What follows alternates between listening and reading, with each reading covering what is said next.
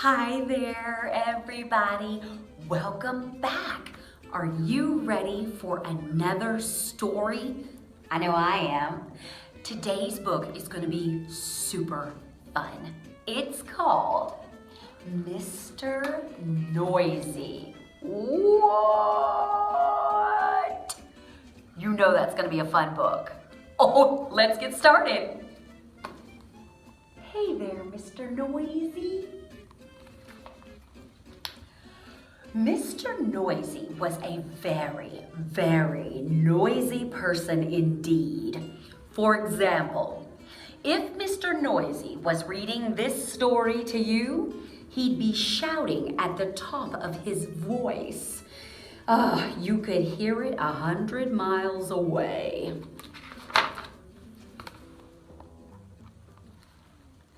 Now, this story begins when Mr. Noisy was asleep in bed, in his bedroom, in his house, which was on top of a hill.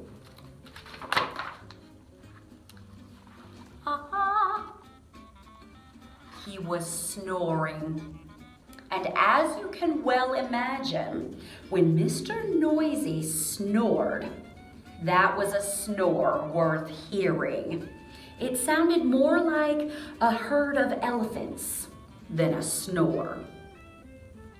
You guys make that sound right now. Sound like a herd of elephants snoring. Go. Okay, enough. That's too noisy. Let's get back to the story.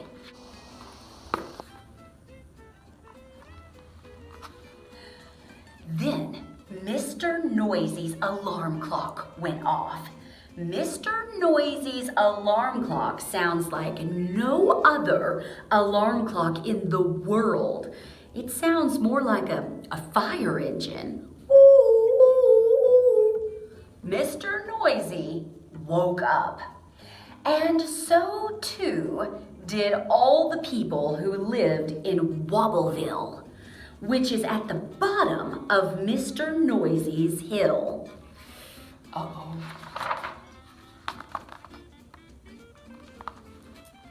Later that day, Mr. Noisy decided that he had to go shopping. He went out of his house, shutting the door behind him. Bang! The door wobbled. The house wobbled. The whole hill wobbled. Wobbleville wobbled. Even a bird flying high in the sky wobbled. Oh my, you guys, you wobble. Whoa! He shut the door too hard.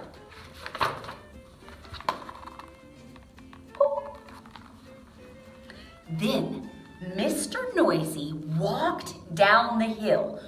Clump, clump, clump. He walked into the bakery. Bang went the door as it shut. "I'd like a loaf of bread," boomed Mr. Noisy to Mrs. Crumb, the baker's wife. Mrs. Crumb trembled and sold him a loaf of bread. Oh.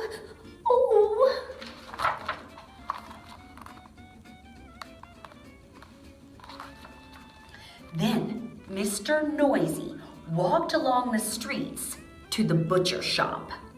Clump, clump, clump. He walked into the butcher shop. Bang went the door as it shut. "I'd like a piece of meat," boomed Mr. Noisy to Mr. Bacon, the butcher. Mr. Bacon trembled and sold him some meat.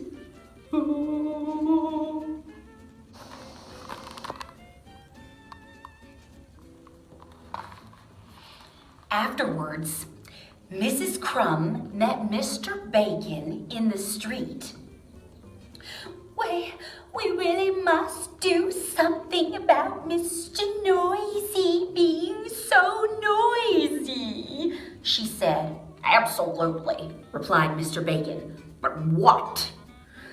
"I know," said Mrs. Crumb, and she whispered into Mr. Bacon's ear. Mr. Bacon smiled, a small smile, which then grew into a very broad grin. Mrs. Crumb, he said, I think you have the answer.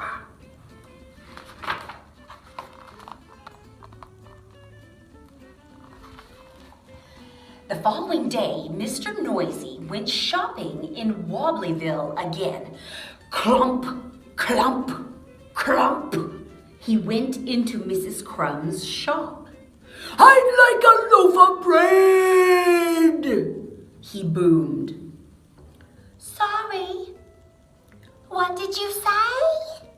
Asked Mrs. Crumb, pretending not to hear. I'd like a loaf of bread, roared Mr. Noisy. I can't hear you, replied Mrs. Crumb. Mr. Noisy gave up and went out the door.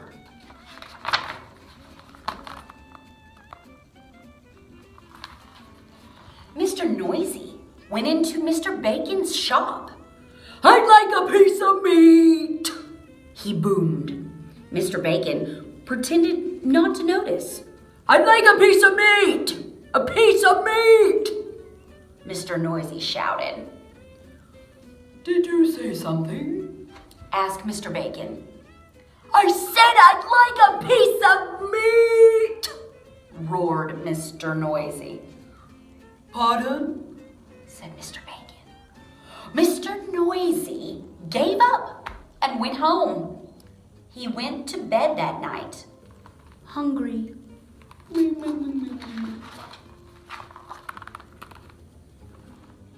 Oh! The next day, Mr. Noisy tried again. He went into Miss Crumb's shop.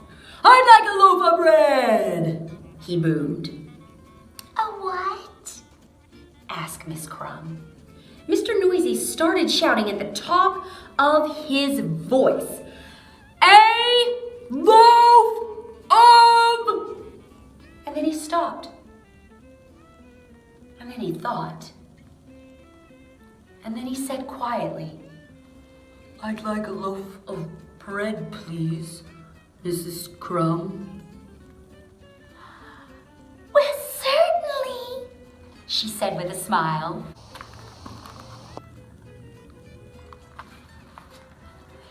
Then Mr. Noisy went into Mr. Bacon's shop. I'd like a piece of meat, he boomed. Did you say something? Asked Mr. Bacon. Yes, I did, shouted Mr. Noisy at the very top of his voice. I said I'd like a... And then he stopped. And then he thought.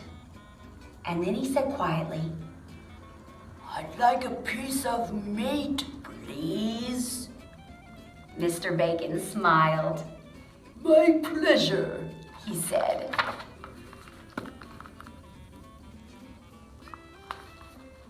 So, carrying his bread and his meat, Mr. Noisy set off for home, up the hill. Clump, clump, clump. Then he stopped. And then he thought. And then, do you know what he did? He tiptoed. A tiptoe was something Mr. Noisy had never tried before. It was fun. You guys give tiptoeing a try.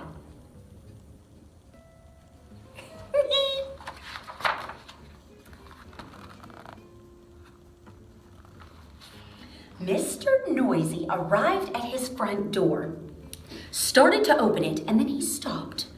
And then he thought. And then, do you know what he did? He opened the door very quietly. He stepped inside and then he shut the door very quietly. Quietly and gently were two things Mr. Noisy had never tried before. They both were quite fun.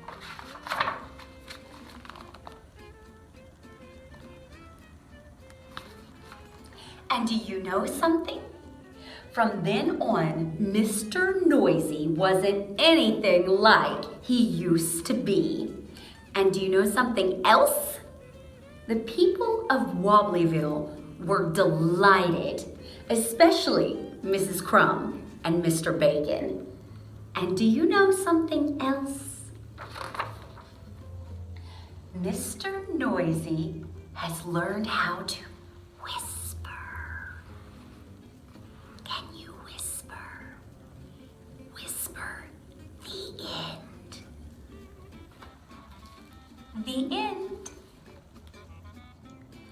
I think we learned a really good lesson from Mr. Noisy here. Sometimes we don't get what we want by yelling at everybody. Maybe we can just use our indoor voice and ask nicely, and that gets us a lot farther than screaming, right? Ask yourself, am I Mr. Noisy? Maybe I need to change. Maybe I need to speak a little quieter and see how that works. I hope you guys liked that story. I know I sure did. I can be pretty noisy myself. Well, until next time, I'll see you guys later. Peace.